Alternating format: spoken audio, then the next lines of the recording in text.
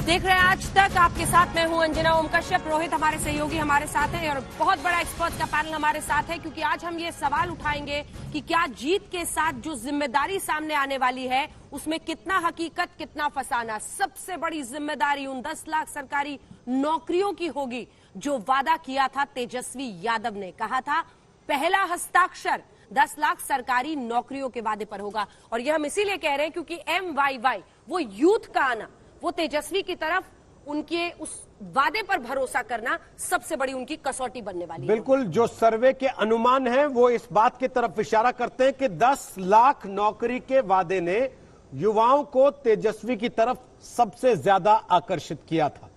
और बिहार के मुख्यमंत्री नीतीश कुमार तो सीधे सीधे तौर पर सवाल उठा चुके इस बात को लेकर कि आखिर कैसे 10 लाख नौकरी कहां से देंगे, होगी तब तो ना देंगे। और इतना ही नहीं, पूरे चुनाव प्रचार के दौरान लगातार तेजस्वी यादव से यह सवाल पूछा जाता रहा कि भला 10 लाख नौकरी लाएंगे कहां से और देंगे कैसे। इसके आगे गए थे नीतीश कुमार, कहा था जेल से जो पैसा इकट्ठा किया है और जो गलत पैसा है उससे देंगे क्या ये नौकरी, ऐसे सवाल दागे थे। सुनिए क्या कहा था नीतीश कुमार ने, फिर आपको सुनाएंगे तेजस्वी यादव ने क्या जवाब दिया था। उधर 19 लाख नौकरी के साधन, रोजगार के अवसर शुरू करने का वादा बीजेपी ने भी कर दिया था लगे हाथ। न कोई जानकारी है कि कहां होगा। आजकल हम देखते कहता है इतना लोगों को नौकरी दे। अच्छा, ऐसा कहीं है कोई दुनिया में जी? आप उतने लोगों को नौकरी दोगे तो बाकी को क्या नहीं दोगे, सबको दे दो। आप पैसा कहां से लाओगे? जिसके चलते अंदर गए उसी पैसा से होगा क्या? राज्य में तो नहीं पैसा होगा।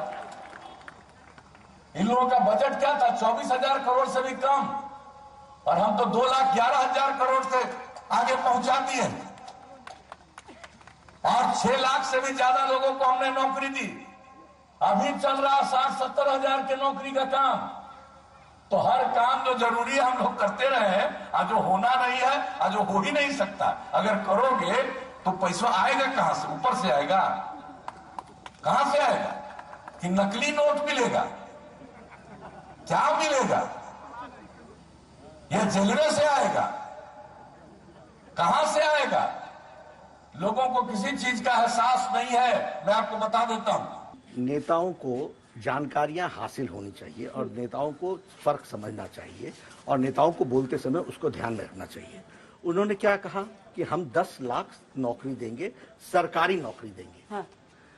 मुझे एक कैबिनेट का नोट आजाद भारत में दिखा दो, किसी भी सरकार का, जो कैबिनेट का नोट नौकरी देने के बारे में कहता हूं। उन्होंने कहा हम सरकारी नौकरी देंगे, दे ही नहीं सकते।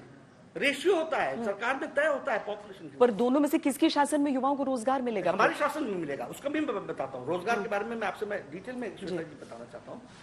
यह इकोनॉमी का होलिस्टिक अप्रोच होता है। ऐसे 10 कॉलेजेस बनेंगे तो रोजगार मिलेगा, ऐसे 10 फैक्ट्रीज आएंगी तो रोजगार मिलेगा, ऐसे यहां पर इकोनॉमिक एक्टिविटी बढ़ेगी तो रोजगार मिलेगा, शॉपिंग मॉल्स खुलेंगे तो रोजगार निकलेगा। तो 19 लाख रोजगार तो किए जा सकते हैं, लेकिन 10 लाख नौकरी के कैबिनेट के नोट से नहीं दी जा सकती। ये सीधा सीधा बीजेपी और जेडीयू ने हमला तेजस्वी पर बोला। तेजस्वी ने जवाब क्या दिया, सुनिए। हम बड़का झूठा पार्टी नहीं है। हमने कई इकोनॉमिस्ट से, कई विद्वान से हमने चर्चा की है, बात की है। हम तो लॉजिकली आंसर कर रहे हैं। हमको बोलना तो हम सिर्फ 10 लाख ही क्यों बोलते? बिहार की आबादी अगर 12 करोड़ है, 1 करोड़ बोल देते, 2 करोड़ बोल देते मोदी जी जैसा। लेकिन हमने 10 लाख ही नौकरी, सरकारी नौकरियां क्यों बोली हैं? क्योंकि 4.5 लाख नौकरियां खाली पड़ी हुई हैं, हेल्थ डिपार्टमेंट में, पुलिस डिपार्टमेंट में, इंजीनियरिंग डिपार्टमेंट में, आपका एजुकेशन डिपार्टमेंट में। अगर इनको बेहतर करना है तो आपको वो पद, वैकेंट पोस्ट को भरना पड़ेगा। 5.5 लाख नौकरियां राष्ट्रीय औसत को मिलाते हुए। अगर प्रधानमंत्री जी होते नीति आयोग के चेयरमैन, हर सूचकांक में बिहार सबसे फिसड्डी राज्य है, तो क्या हम राष्ट्रीय औसत के बराबर आएंगे कि नहीं आएंगे? कि हम बिहार पीछे ही रहेगा? तो वो 5.5 लाख होगी, तो 4.5, 5.5 हो जाता है कुल मिलाकर के 10 लाख। जब हम कह रहे हैं 10 लाख नौकरियां हम देंगे, तो उनको शक होता है कि पैसा कहां से लाएगा। तो हमने पहले भी बताया था, पैसा बिहार का कुल बजट 2,11,13,000 करोड़ रुपए का है, जो कि 40% खर्च नहीं कर पाते, जो कि 80,000 करोड़ होता है। एक 80,000 करोड़ अलग है जो बिहार सरकार खर्च नहीं कर पाती। दूसरा राइट फॉर एजुकेशन जो सेंट्रल से जो फंड मिलता है लगभग 24 से 25,000 करोड़, वो ये पैसा जो है लौटा देते हैं। अगर फिर भी नीतीश जी को, सुशील मोदी जी को लगता है तो अगर हमारी सरकार बनेगी तो मुख्यमंत्री, मंत्री या विधायकों का सैलरी भी अगर लेना पड़े तो हम लोग जो है उस सैलरी को हम लोग लेकर के नौकरी करने वाले जितने हमारे लोग हैं उनको देने का काम करेंगे और मुख्यमंत्री, मंत्री, विधायकों को सैलरी नहीं मिलेगी। अब चर्चा की हम शुरुआत करने वाले हैं। हमारे साथ वरिष्ठ पत्रकार प्रभु चावला जी, राजनीति में जिस तरह की परिस्थितियां हैं उसको समझते हैं, बहुत अच्छी पैठ है इनकी, हमारे साथ जुड़े रहेंगे आज तक पर इस बिहार के चुनावी कवरेज में। जो राजनीतिक मेहमान हमारे साथ जुड़ रहे हैं उनसे परिचय आपका करा दें। हमारे साथ सैयद जफर इस्लाम जो कि राज्यसभा सांसद हैं और नेता भारतीय जनता पार्टी के प्रवक्ता, प्रेमचंद्र मिश्र जी प्रवक्ता कांग्रेस पार्टी के, राजीव रंजन जी प्रवक्ता जेडीयू के, श्याम रजक जी वरिष्ठ नेता आरजेडी के, आशुतोष जी वरिष्ठ पत्रकार हमारे साथ यहाँ पर जुड़े हुए हैं और संगीत रागी जी हमारे साथ विश्लेषक के तौर पर इस पूरी चर्चा में जुड़े रहेंगे। प्रभु चावला जी, आपके साथ शुरुआत करते हुए, आंकड़े लगातार युवाओं की दिखा रहे हैं कि युवा ज्यादातर इस बार गए हैं तेजस्वी यादव के साथ। क्या ये नौकरियों का वादा महत्वपूर्ण रहा? और नीतीश कुमार जो बोलते रहे कि पैसा कहां से आएगा, वो यहां तक कह गए कि नकली नोट दोगे या जिसकी वजह से जेल गए थे वहां जो पैसा कमाए हो उससे दोगे, ये सब उनके लिए मुश्किल बन गया। मैंने तेजस्वी जी को भी सुना और सुशील कुमार मोदी जी ने बजट प्रेजेंट किया वो भी सुना था और अपने मुख्यमंत्री जी को भी सुना। मैं इकोनॉमिक्स का छात्र रहा हूँ और इकोनॉमिक्स 10 साल तक पढ़ाई भी है मैंने। मोदी जी ने 2017 के अंदर प्रॉमिस किया था कि वो 10 मिलियन जॉब्स क्रिएट करेंगे 3 साल के अंदर, और 2020 में हम बैठे हैं कितनी जॉब्स क्रिएट हुई जबकि उनके पास बजट है 2,11,000 करोड़ का बजट है। जैसे तेजस्वी जी कह रहे थे कि उसे 40% अनस्पेंट है, यानी उनको खर्चा नहीं किया गया। जॉब क्रिएशन का मतलब क्या? अगर वैकेंसी की स्टडी करें, मैंने अभी फिगर कहीं देखी थी, लगभग 3 लाख नौकरियां तो सरकार में वहाँ खाली पड़ी हैं। टीचर्स की हैं, पुलिस की हैं, छोटे तबके लोगों की हैं, जहाँ काम पीडब्ल्यू डिपार्टमेंट के अंदर हैं। ऐसी नौकरियां जो फुल का जितनी सैंक्शन स्ट्रेंथ है 3 लाख तो आप क्रिएट कर सकते हैं उस बजट के अंदर जो आपने खर्च नहीं किया है।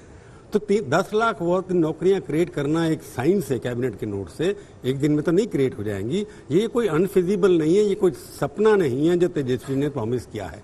19 लाख शायद क्रिएट नहीं कर पाए जो सुशील मोदी ने प्रॉमिस किया है। उस बजट में इतना प्रावधान कि 19 लाख में हो जाएंगी, जबकि सारे देश के अंदर मोदी जी अपनी प्रॉमिस नहीं कर पाए। 2014 में भी उन्होंने जॉब्स की प्रॉमिस की थी कि जॉब्स क्रिएशन डिपेंड करता है इकोनॉमिक ग्रोथ आपका कितना होता है।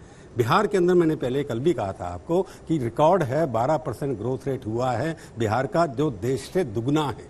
पर उसका कारण कहाँ गया वो ग्रोथ? जॉब्स क्यों नहीं क्रिएट हुई?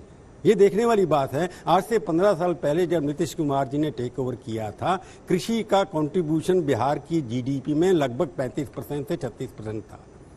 अब वो कम होकर के 15% आ गया, जबकि बिहार के ऊपर कृषि पे निर्भर करने वालों की संख्या 60 से 50 हो गई। यानी कि पर कैपिटा अवेलेबिलिटी जो जीडीपी किसान की है वो घटती चली जा रही है, जिसकी वजह से इनकम कम होती जा रही है और अनएम्प्लॉयमेंट बढ़ती जा रही है। उसके ऊपर आपके बाहर से लोग आकर जमा हो गए। तो इसलिए जो क्रिएशन की बात है, आर्थिक दृष्टि से जो तेजस्वी ने कहा कि उन्होंने एक्सपर्ट को क्रिएट किया है, जॉब ये सपना नहीं है। अगर तेजस्वी जी अपने इकोनॉमिक्स अच्छे रखते हैं, अपने सलाहकार अच्छे रखते हैं और बजट के ऊपर पैनी नजर रखते हैं, मेरे को लगता है कि 10 लाख जॉब क्रिएट करना बड़ी मुश्किल नहीं होगा। बिहार के अंदर पैसा भी है, विकास भी हो रहा है। बड़े लोगों के लिए विकास नहीं हो, छोटे लोगों के लिए छोटी नौकरियां बनने के लिए तैयार हैं, क्योंकि विकास और तेजी से होना है। राजीव रंजन जी, इधर तेजस्वी यादव 10 लाख नौकरी की बात कर रहे थे और उनको जवाब देने में नीतीश कुमार ये बता रहे थे कि पैसा कहां से आएगा, मतलब पैसा नहीं है। बता रहे थे कि नौकरी का ये मामला जो है ना, ये सुलझने वाला नहीं है।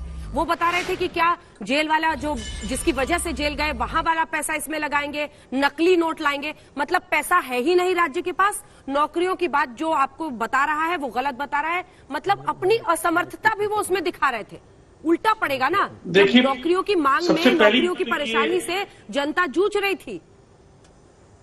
मैं प्रभु चावला जी की जो उनका जो आकलन है, मैं उसको कोई चुनौती नहीं देना चाहूंगा। एक अनुभवी और बहुत ही वरिष्ठ पत्रकार है, लेकिन नीतीश कुमार जी को जो लोग जानते हैं, आसमानी वायदों में उनका कभी यकीन नहीं रहा है। वो ये जरूर प्रयास करते हैं जो वो कहें वो करके दिखाएं। और बिहार में जो उनके 15 वर्षों का शासन है, जो बड़े फैसले हैं उन फैसलों को उन्होंने पहले सार्वजनिक तौर पर उसका ऐलान किया और एक समय सीमा के अंदर उसको जमीन पर उतारा। अब वो चाहे कानून का शासन हो, बिजली का सवाल हो, चाहे वो 7 निश्चय का सवाल हो या शराबबंदी का, ये 4 ऐसे फैसले हैं जिसको उन्होंने पहले सार्वजनिक तौर पर ऐलान किया और जमीन पर उतारा। अब मैं एक बात जरूर कहना चाहूंगा, नौकरियों को लेकर के सबसे पहले तो झारखंड में कमोबेश इसी नारे के साथ वहां भी महागठबंधन की सरकार थी। आज 9 महीने हो गए, 6 महीने के अंदर रिक्त पदों को भरने का ऐलान था और बाकी नौजवानों को बेरोजगारी भत्ता दिए जाने की बात कही गई थी। आज एक भी नौकरी नहीं मिली। और इसके पहले उन्होंने क्या किया, अब ये चुनावी भाषण तो है नहीं, मैं नहीं जाऊंगा कि अब तक के 3 ऐसे कालखंड थे जब नौकरियों को लेकर के वो ईमानदार दिख सकते थे। खुद के 18 महीनों का कार्यकाल बतौर उप मुख्यमंत्री, जब उनके कोटे से अनेक मंत्री थे। एक कार्यकाल है जब रेल मंत्री के तौर पर लालू जी ने काम किया और नौकरियों को लेकर के जो गड़बड़ झाला पूरे देश के सामने आया वो भी देश को याद है। और इसके पहले 15 वर्षों का उनका शासन, तो मुझे लगता है अब तक का ट्रैक रिकॉर्ड उनका बहुत अच्छा नहीं है। और आने वाले समय में एक कैबिनेट में एक फैसले से जो जेपी नड्डा साहब ने भी कहा, ये आज तक इस देश में हुआ नहीं है। लेकिन लोक लुभावन नारों को सामने रख करके कई बार लोगों को आप अपने साथ जोड़ पाते हैं। ये भी आने वाला जो एग्जिट पोल और एग्जैक्ट पोल का जो नतीजा होगा, दोनों के बीच का जो फर्क है वो चूंकि आपका विषय नहीं है, नहीं तो उसमें कई ऐसे झोल हैं जिससे मैं हम लोग ये कह पाएंगे कि अभी इसको एग्जैक्ट पोल नहीं मानना।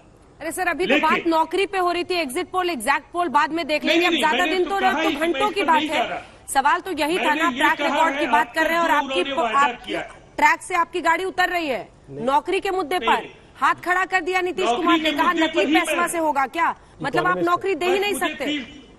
मैं वही कह रहा हूँ, जो काम एनडीए कर सकती है बिहार में, 30 वर्ष से कम उम्र के बिहार में 2 करोड़ लोग हैं।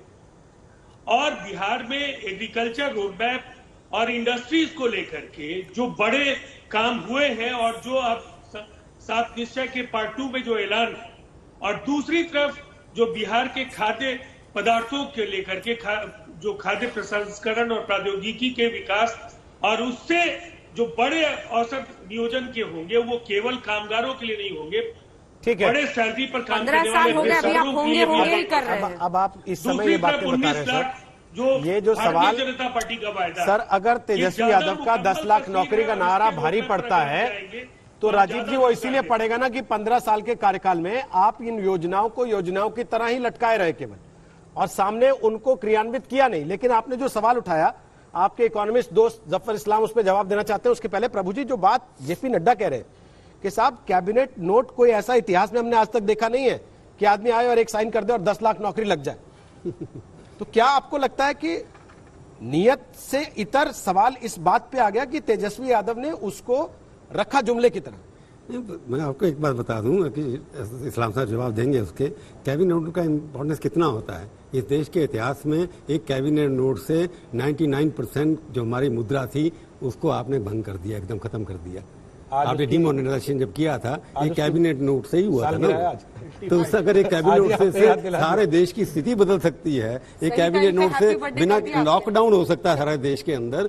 10 लाख नौकरियां क्रिएट करना, वो भी बिहार जैसी स्टेट में, बहुत आसान है। कैबिनेट जब तक नहीं होगी उसकी लेजिस्लेटिव अप्रूवल, इलीगल लोग उससे करेंगे क्या? अगर प्राइम मिनिस्टर, ये तो है नहीं कि बादशाह बिहार का उसने फरमान जारी कर दिया कि नौकरियां कर।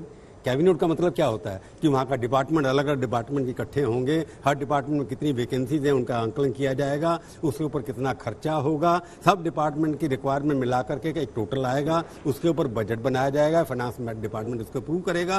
कैबिनेट रूल बनता है, इस्लाम जी भी जानते होंगे, और हमारे जो नड्डा साहब थे, अध्यक्ष रहे हैं, मंत्री भी रहे हैं, उनको पता है कैबिनेट कैसे बनता है। ये तो नहीं कि तेजस्वी यादव लिखवा देंगे कि वो बन जाएगा, नहीं। कैबिनेट बनने के पीछे एक प्रोसीजर होता है। ठीक है, प्रोसीजर फॉलो करेंगे सैयद जफर इस्लाम और फिर इनेबल करेंगे। अगर आप नहीं समझ पाए, क्योंकि उसके फौरन बाद आप लोग आए ना 19 लाख नौकरियों के अवसर लेकर, नौकरी ही नौकरी शुरू हो गया फिर खेल। लेकिन उसके पहले नीतीश कुमार को समझ नहीं आया, उसके बाद तुरंत देखिए, यहाँ बात हो रही है सरकारी नौकरी की, और हमने सरकारी नौकरी 19 लाख नहीं बोली। पहला तो फर्क ये है, हमने कहा कि वहां रोजगार क्रिएट करेंगे, और रोजगार के लिए हमने पूरे रोड मैप भी दिए हैं कि कैसे क्रिएट करेंगे। दूसरी बात मैं कहना चाहता हूं, मैं प्रभु जी की बात को आगे बढ़ाते हुए सिर्फ इतना कहना चाहता हूं कि देखिए, अगर आप बजट के बारे में चूंकि जिक्र कर रहे थे, और तेजस्वी यादव जी का भी मैंने सुना, उन्होंने भी बजट के बारे में जिक्र किया कि 22,000 का बजट उन्होंने छोड़ा था 2005 में, अब 2,11,000 करोड़ का बजट हो गया है। मैं 2-3 सवाल उनसे पूछना चाहता हूं कि देखिए, आज उन्होंने जब चूंकि इकोनॉमिक्स पे बात हो रही है तो मैं आंकड़े पे ही बात कर लेता हूं, चूंकि प्रभु जी ने उसी पर बात छेड़ी है कि उस वक्त का फिस्कल डेफिसिट था, फिस्कल डेफिसिट था 7%, आज वो घटा के 15 साल में उसको 2.7% किया है, जो फ्यूचर जनरेशन के लिए कर्जा जो था उसको कम किया है। मैं पूछता हूं कि एडमिनिस्ट्रेटिव कॉस्ट आज के बजट में बिहार में किसी ने एनालिसिस किया है कि आज के बजट में एडमिनिस्ट्रेटिव और कमिटेड कॉस्ट कितना है? क्या वो विकास की जो बात कर रहे हैं, क्या विकास करने के लिए उनके पास साधन बचेगा कि वो विकास कर पाएंगे? इसलिए कि आपका बजटरी एलोकेशन हर मिनिस्ट्रीज के लिए कहां से करेंगे, जबकि आपके एडमिनिस्ट्रेटिव जो सैलरी और ये कमिटेड कॉस्ट जो है, पेंशन, लायबिलिटी, ये आगे बढ़ के कहां जाएगी? क्या इसके बारे में किसी ने देखा है? क्या सरकार के पास इतना रिसोर्सेज है कि वो इसको कमिट कर पाए इतने सारे इन्वेस्टमेंट्स के लिए? जो सरकारी कैपेक्स के बारे में याद दिलाऊं, जॉब क्रिएट करेंगे जब तो दिल्ली में अरविंद केजरीवाल की सरकार बनी और उन्होंने कुछ चीजों को लेकर फैसलों का ऐलान करना शुरू किया, तो आपने कहा कि साहब ये तो केंद्र के पैसे पर जनता को फ्रीबीज बांटना चाहते हैं, लेकिन वो आपका तीर चला कहां? नहीं, मैं तो काम कहां कर पाया सीधा जो आप तेजस्वी पर अभी चला रहे हो? नहीं, आज नहीं, एक मिनट, नहीं, बिल्कुल, मैं तो आपके साथ कह रहा हूं कि देखिए, आज देश के बजट को एनालाइज करना चाहिए।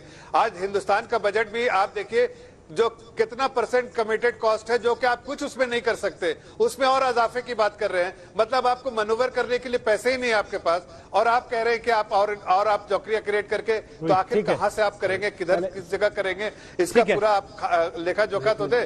और दूसरी बात मैं कह रहा हूं कि 10 लाख सरकारी नौकरियां करना आसान, बोलना आसान है, करना मुश्किल है। तो प्रभु जी बता रहे हैं आपको कैसे कर सकते हैं? भाई, मैं आपको जानता हूँ कि वेस्टर्न एजुकेशन है, GDP, डेफिसिट फाइनेंसिंग, ये सब आप आंकड़े देते रहते हैं।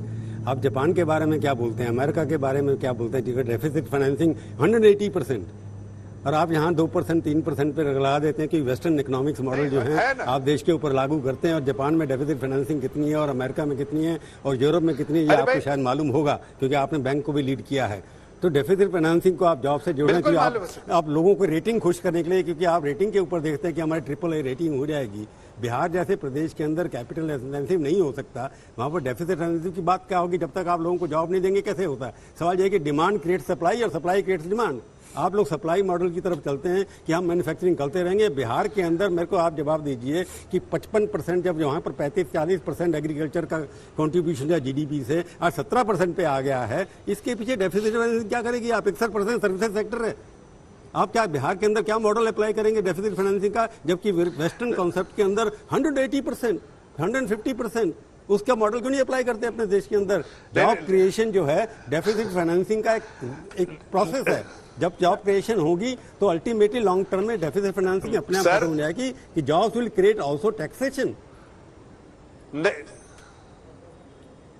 नहीं, मैं आपको आ रहा हूं उस पर। देखिए, बिल्कुल जॉब विल क्रिएट, आपके लिए टैक्सेशन का बेनिफिट होगा, लेकिन आप ये भी समझ लीजिए ना कि आपके यहाँ पर जो आपके कर्जा लेने की क्षमता तो होनी चाहिए। आज स्टेट डेवलपमेंट लोन, मैं आपको छोटी सी बात बताऊं, अमेरिका और वेस्टर्न इकोनॉमीज की बात कर रहे हैं, उनकी जो है कैपिटल रेजिंग कैपेबिलिटीज जो है, उससे आप अगर कंपेयर कीजिए बिहार के, क्या हिंदुस्तान के अंदर में बोल रहे हैं, जो निवेश करते हैं, जो इंडियन बैंक्स निवेश करते हैं, उनकी प्राथमिकता है क्या स्टेट डेवलपमेंट लोन जो बिहार गवर्नमेंट इश्यू करती है उसको लेने की बहुत कम है। उसी तरह से बहुत सारे स्टेट की कम है, बिकॉज रेटिंग पैरामीटर में हिंदुस्तान के अंदर कैपेसिटी है 13 लाख करोड़ का लोन माफ करने की कैपेसिटी अगर है, 13 लाख करोड़ का लोन अगर अब्जॉर्व कर सकती है हमारी इकोनॉमी, तो डेफिसिट फाइनेंसिंग भी कर सकती है लोन माफ करने के बाद। जब आपके बैंक को एक बात इसमें क्या है, देखिए जफर इस्लाम साहब ने खुद ही अपने बयान में मान लिया कि पिछले 15 सालों में बिहार में विकास नहीं हुआ, खुद ही मान लिया उन्होंने, हमारे पास पैसे ही नहीं है। Let us talk economics, because Zafar साहब इकोनॉमिक्स मैं कह रहा हूं,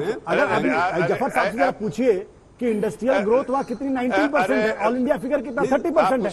मैं ये कह रहा हूं कि वो तो खुद ही मान रहे हैं इस बात को कि विकास पिछले 15 सालों में नहीं हुआ, हमारे पास पैसे ही नहीं है, तो 10 लाख की नौकरी कहां से देंगे? ये तो गलत पॉलिटिकल स्टेटमेंट दे रहे हैं एक तरीके से। नहीं जबरदस्त, मैं आपसे let us not talk politics, economics से बात कर रहा हूँ। थोड़ा सा सवाल पूछूंगा कि मैंने इकोनॉमिक्स पढ़ाई है और काफी सारी मेरे को जो इकोनॉमिक्स आजकल पढ़ा रहे हैं आप ये बताइए, Trump, France, Germany, Britain, America ने $3 ट्रिलियन के नए नोट छापे, उनको अपने रेटिंग का फर्क नहीं पड़ता है? अभी कोविड के दौरान जापान ने कितना एक्सेस करेंसी छापी, जो यूरोप ने कितनी छापी, जिनके आप नकल करते हैं यहाँ पर मॉडल। उन्होंने अमेरिका पर सबसे ज्यादा नजर थी आपकी। देखिए बाइडेन और हैरिस वहां पर, बाई और हैर मिला लीजिए, बिहार बन जाता है।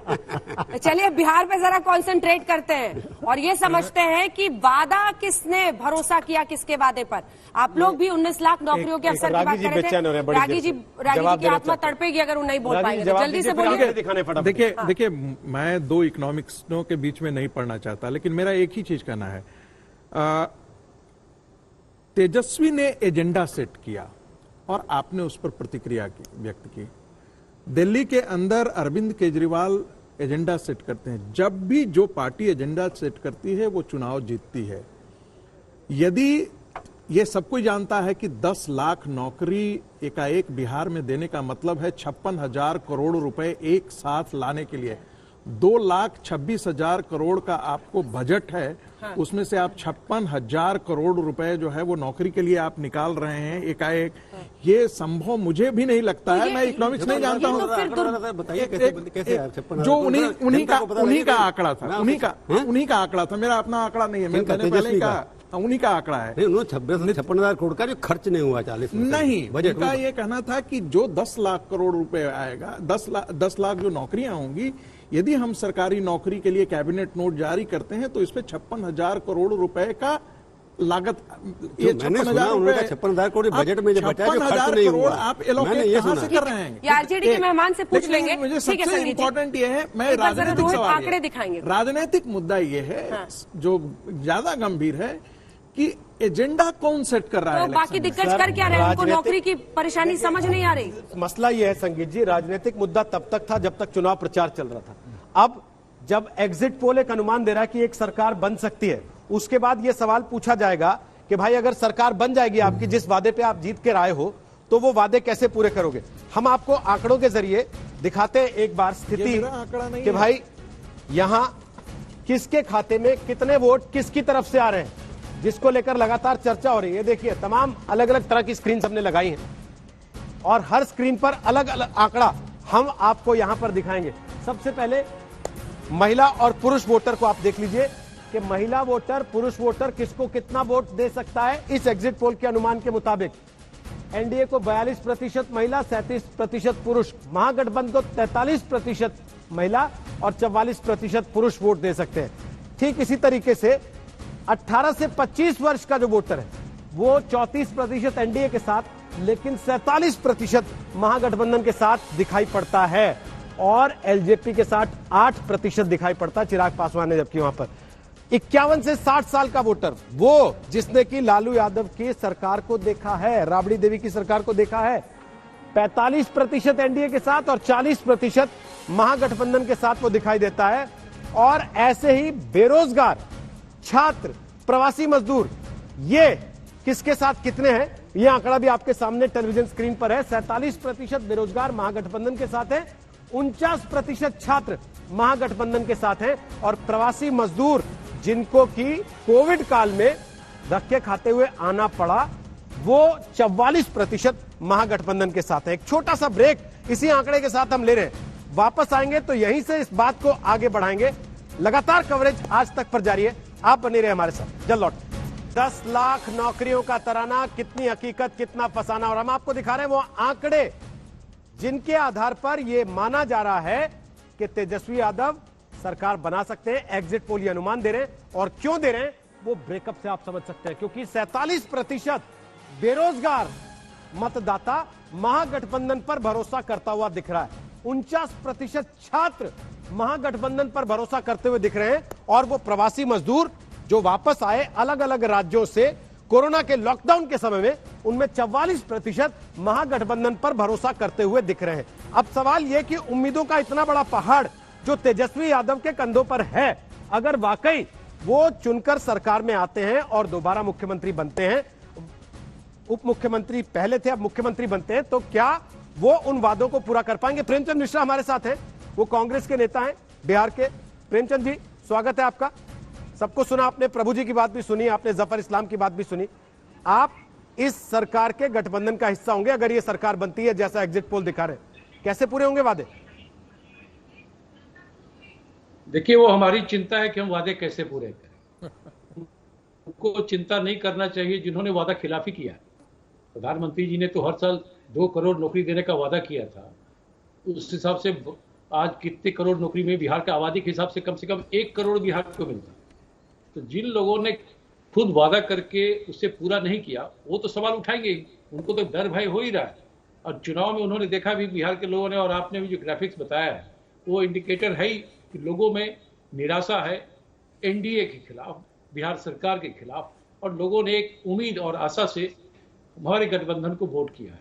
तो स्वाभाविक है, हमने जो वादे बिहार की जनता से अपने घोषणा पत्र में किया है, जो हमने रोजगार को लेकर बड़ा एजेंडा सेट किया, उस पर लोगों का भरोसा आना स्वाभाविक है।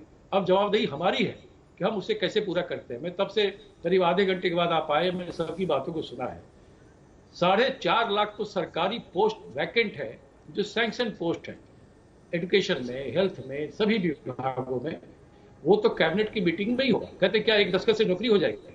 इस तरह के सवाल, कैसे हास्यास्पद सवाल यहाँ उठाए जा रहे हैं। अरे एक दस्तखत से कम प्रक्रिया तो आरंभ होगी, जो 15 साल से नीतीश जी और बीजेपी ने नहीं किया बिहार में। प्रेम जी, इस देश में कितने सारे राज्य ऐसे हैं जहां नौकरियों की भर्तियां होती हैं, उसके बाद फिर कोर्ट में चले जाते हैं मामले, एक पीढ़ी निकल जाती है, लोग कोर्ट के चक्कर काटते रहते हैं, लेकिन वहां ज्वाइनिंग नहीं हो पाती। ऐसी भी स्थितियां आई हैं। अभी आपने देखा होगा हरियाणा में, जहां लोगों ने 10 साल नौकरी कर ली, उसके बाद कोर्ट का फैसला आया तो कहा गया हटाओ इनको नौकरी से, ये गलत तरीके से भर्ती हुए थे। फिर तो इसलिए सवाल पूछे जाते हैं। अगर किसी राज्य में कोई गलत चीज हुआ है, कोई जरूरत नहीं कि बिहार में भी हमारी सरकार वही गलती करे। तो मैं समझता हूं कि जिन लोगों ने एक भी वादा पूरा नहीं किया, उन्हें इस पर सवाल उठाने के बजाय प्रतीक्षा करनी चाहिए, समय देना चाहिए नए आने वाली सरकार को, वो क्या करते हैं, उसके बाद सवाल उठे ना। लेकिन डर सिर्फ इतना होता है कि ऐसा ना हो, ठीक है, डर सिर्फ इतना होता है, एक सेकंड मिश्रा जी, डर सिर्फ ये होता है कि बाद में आप भी बोलिएगा कि उन्होंने कौन सा पूरा किया था जो आप हम लोगों से पूछ रहे हैं। ऐसी नौबत ना आए, इसीलिए श्याम रजक जी, एक सेकंड सर, मेरिट डिपेरेट पर बात करते हैं, जल्दी जल्दी सबको शामिल करेंगे। आशुतोष जी, रागी जी भी यहाँ पर है, प्रभु जी भी बैठे हुए, जल्दी से श्याम रजक जी, इसके बजट का इंतजाम कैसे होगा? इतनी तनख्वाहों का हस्ताक्षर से वेतन नहीं तय हो पाएंगे, बजट चाहिए होगा। बजट कहां से निकाला है, क्या रोड मैप है, एग्जैक्टली बताइए। देखिए, नीतीश कुमार जी का जो वक्तव्य देख रहे थे वो हताशा वाला वक्तव्य था, और उनके प्रवक्ता लोग भी जिस तरह की बात कर रहे थे, उनको बजट पढ़ना चाहिए।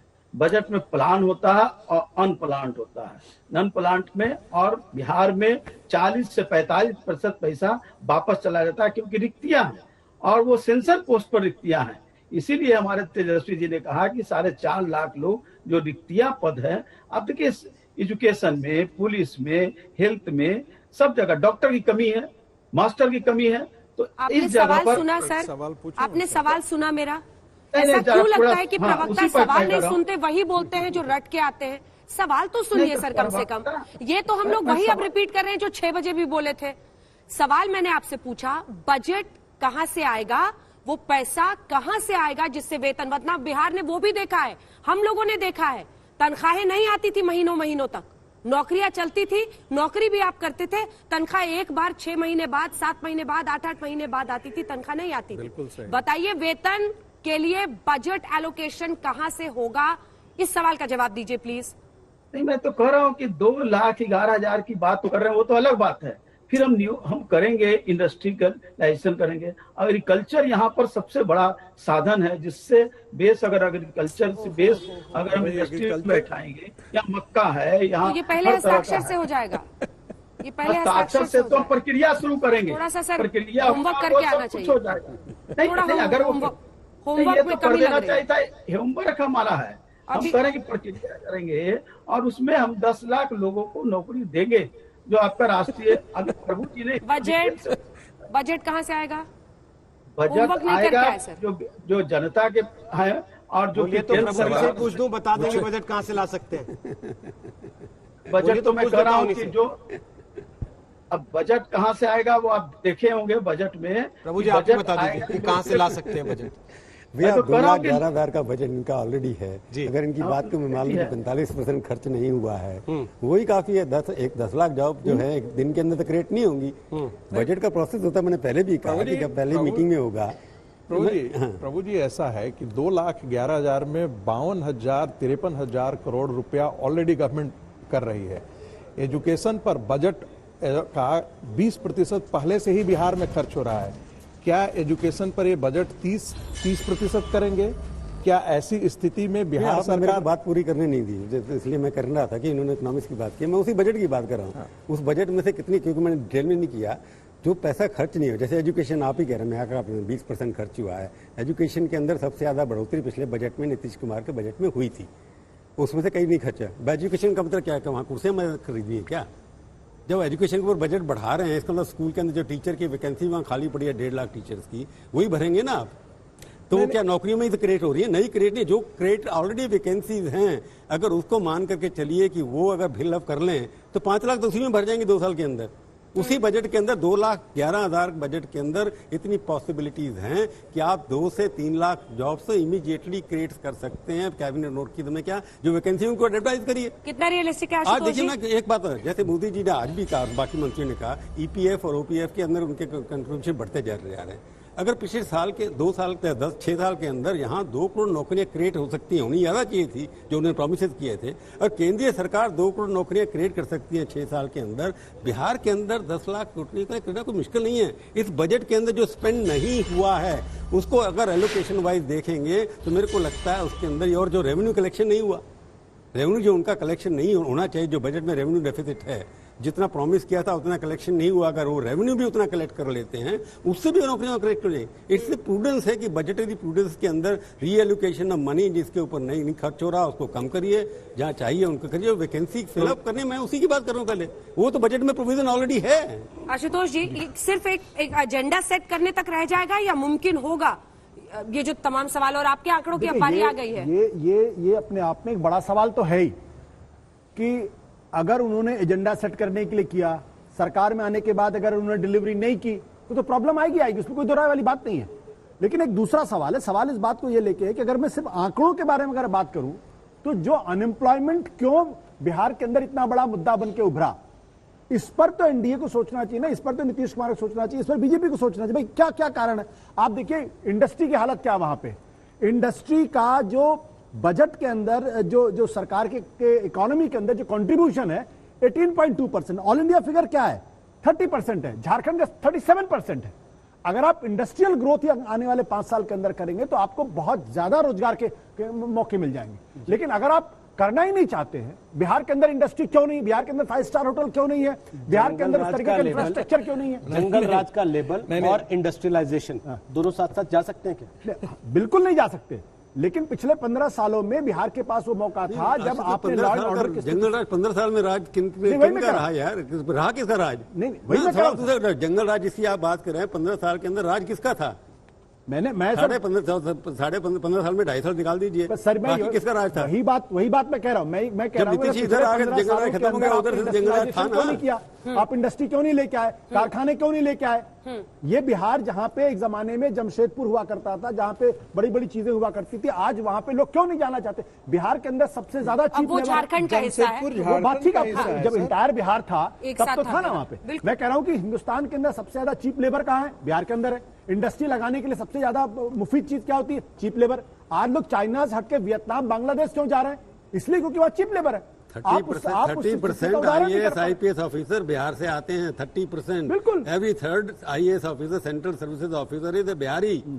सब पर भारी। जफर इस्लाम साहब, सैयद जफर इस्लाम साहब, लेकिन नौकरियों का मामला आप पर भारी लग रहा है। 2-3 सवाल है सर, नहीं सुन ली, 2-3 सवाल है। मैं चूंकि प्रभु जी के भाई और आशुतोष जी का भी 1-2 सवाल मैं करना चाहता हूं। पहली बात कि देखिए, जब बिहार और झारखंड बना, इंडस्ट्रियलाइजेशन उस वक्त जो भी है कांग्रेस की सरकारों ने जो शुरू से आजादी के बाद जो है साउथ बिहार में कि इसलिए कि मिनरल रिसोर्सेज है और भी एडवांटेजेस है, इसलिए इंडस्ट्रियलाइजेशन वहां किया, तो रेवेन्यू वहां से आ रहा था। 22% जो है आबादी वहां की और 82% आबादी जो है वो बिहार की रेवेन्यू जो है वो ज्यादा आ रहा था, 80% रेवेन्यू उधर से आ रहा था, 20% रेवेन्यू पे 80% आबादी जो है और या 82% आबादी उस पर निर्भर थी।